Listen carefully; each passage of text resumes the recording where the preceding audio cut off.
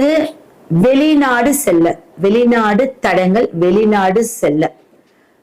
இந்த வெளிநாடு அப்படிங்கிறது ரொம்ப இப்போ ஒரு ட்ரெண்ட். நான் வெளிநாடு போவேனா, வெளிநாட்டிற்கு நான் வேலை செய்வேனா, வெளிநாட்டிலேயே இருப்பனா இல்ல போயிட்டு வந்துடுவேனா, இப்படி நிறைய கேள்வி கேட்பாங்க.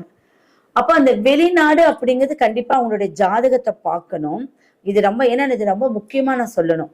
மத்ததெல்லாம் நம்மளுக்கு நடந்துரும். இந்த வெளிநாடு மட்டும் அவங்க ஜாதகத்துல அந்த அடிப்படை இல்லை, குறைவா இருக்கு அப்படின்னா அதோட வாய்ப்பு போகணும்னு வந்துருவீங்க.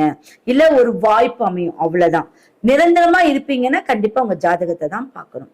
அப்ப வெளிநாட்டு யோகம் அமையறதுக்கு உங்களுடைய ஏஞ்சல் நம்பர் என்ன அப்படின்னா 922730.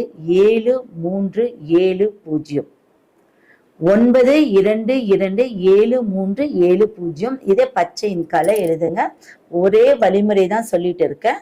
அப்போ இந்த வெளிநாடு போகிறதுக்கு உண்டான அமைப்பு உங்க பேரு, ராசி, நட்சத்திரம், திதி, கர்ணம், யோகம் இது எல்லாத்தையும் எழுதி ஒரு வட்டத்துக்குள்ள போட்டுட்டு வாங்க.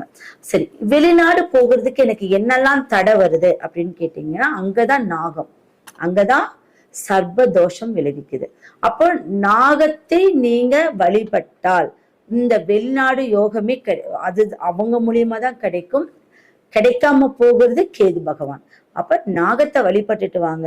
ஒரு 11 முறை நாகம் சார்ந்த ஒரு கோயிலுக்கு நீங்க போயிட்டு உங்களால என்ன முடியுமோ அந்த ஒரு உதவிகள் அந்த கோயிலுக்கு, பணிவிடை, உழவார பணின்னு சொல்லுவாங்க, கேள்விப்பட்டிருக்கீங்களா?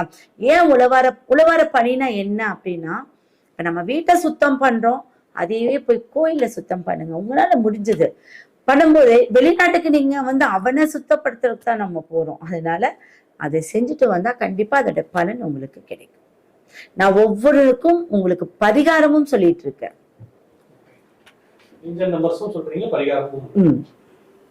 இது ஆன்மீக பரிகாரம். ஆமா.